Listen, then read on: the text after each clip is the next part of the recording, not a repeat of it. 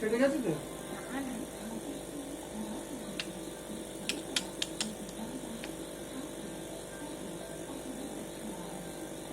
কিন্তু এমন আগে ফেলে দিয়েছিল, এখানে স্কিন ফেটে আছে এখনো। হ্যাঁ, দেখেছিস? আবার ফেলে দিলি, কাজটা হয়ে গেছে, আবার স্কিনটা হয়ে গেছে, আর ফোনটা চলবেই না।